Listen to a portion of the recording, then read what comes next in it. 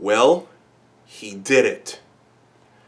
Super Joe has entered the transfer portal.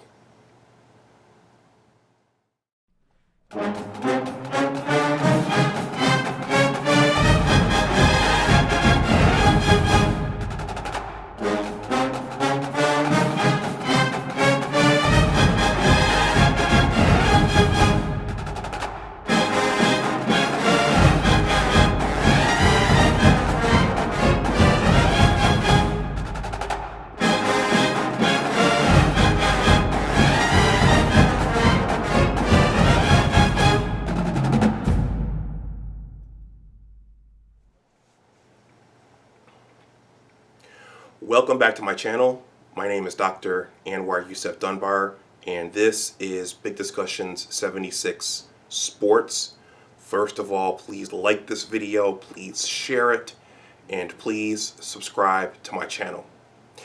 Well, I'm back with a short video. I just heard today that Super Joe, as I've affectionately called him, Joe Milton, it turns out he's entering the transfer portal. But before I get into that, if you're new to the channel, please click the subscribe button. I am about 60 subscribers away from 1,000. So, hey, please help get me there. Likes are free and subscriptions are free and much appreciated. In any case, today I was working hard, poring over all of my government statutes and regulations when I got a text from Buckeye Alex. So shout out to Buckeye Alex for alerting me to what was going on. Of course, I would have seen it on Twitter later in the day, but Buckeye Alex, just like Abdul Gaines, is really, really good at keeping up with this stuff, especially when I'm poring over my government statutes and regulations. And so it turns out that Super Joe is going to enter the transfer portal.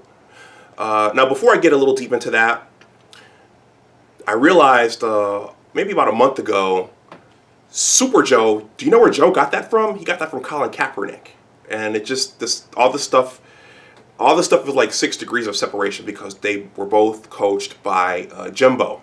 So that's where Super Joe comes from. I didn't know that. Colin Kaepernick did this about 10 years ago, when he was in his prime with the San Francisco 49ers. But Joe is entering the transfer portal. And there was, in addition to whether or not Jim would re-sign, there was also tremendous interest in what Joe would do. Because as you know, in this shortened, or should I say in the shortened 8-game Big Ten season due to COVID-19, there was a bit of a meltdown in the locker room as Super Joe's season unraveled. A lot of us were expecting big things from him based upon his measurables and based upon his physical talents, his mobility, his arm strength, and those kinds of things. And once again, shout out to Buckeye Alex. Buckeye Alex said, hey, he's not going to be the guy that you guys think that he's going to be. And it turned out that there were, and I'm going to say this in a measured way because of the pandemic, there wasn't all of the off-season work and there wasn't the chance to fine-tune everything, but he did not have the season that we thought he would have, and he wasn't as polished as many of us thought he would be. The thing that stood out to me was the arm strength. We knew that he had a strong arm. We knew that he was mobile, but at times it looked like he was putting a little too much on the ball, and there were a lot of throws that he needed to finesse. We could talk about the play calling. We could talk about the wildcat. We could talk about too many wildcat plays, which I did after the Michigan State game. But it seemed as though he had a hard time making the touch throws, the soft throws, short and in the middle of the field. We know that, and I think me and Buckeye Alex were probably going to do a live stream just on this because it's such a big thing. But athletics are hard.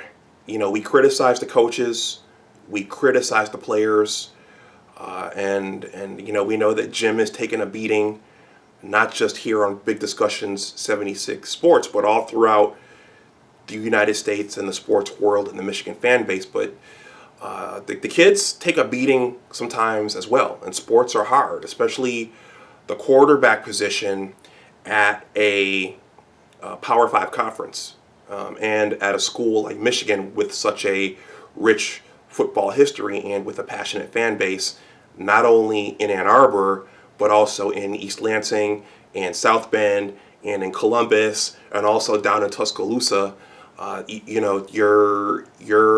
You're almost the face of the university when you're the Michigan football quarterback. And so when things are going well, you get all the credit, and when things are going bad, you take a lot of heat. So Joe had a pretty rough ride. I've been outspoken on this channel about the fact that he and Dylan McCaffrey didn't get to compete for the job when they first got to Ann Arbor, because Jimbo brought in Shea and put Shea above Dylan. Should I say ahead? He put Shea ahead of both Joe and Dylan. So Joe and Dylan had to sit and wait, and they didn't get a chance to compete for the job right away. So that was tough. Dylan transferred, Joe stayed, and with COVID-19, Joe just didn't have the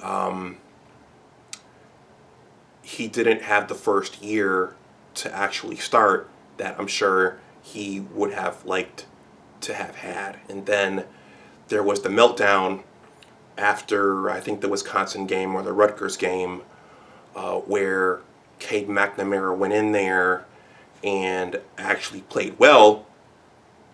And that meltdown helped my channel, so I always jokingly say that I'm grateful to Joe for that.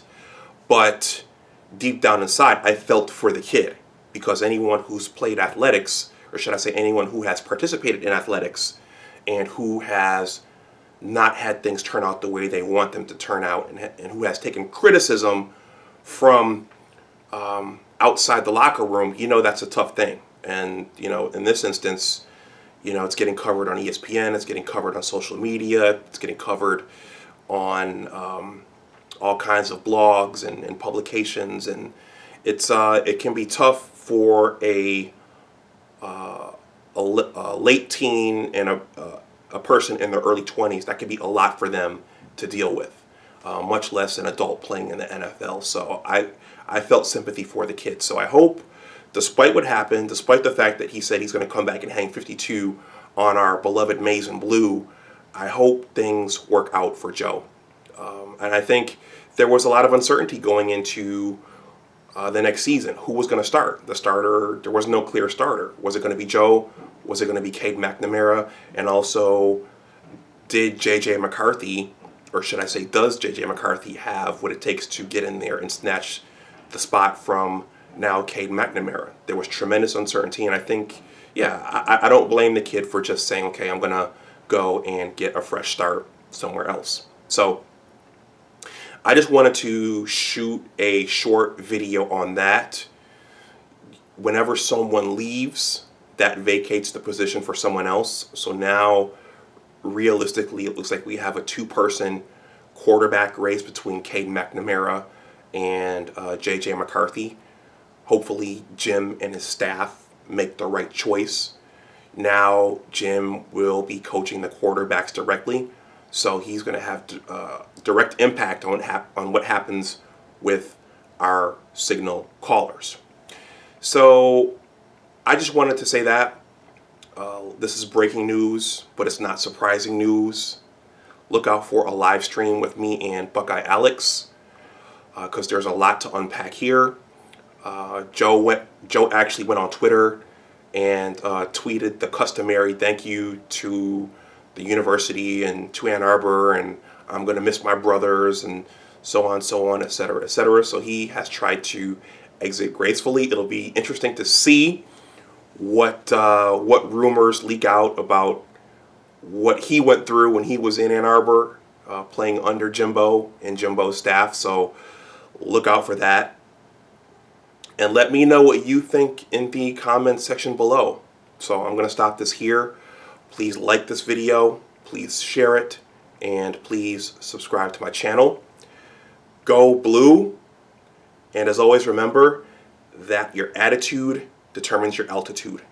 Take care, and I'll talk to you the next time. Bye-bye.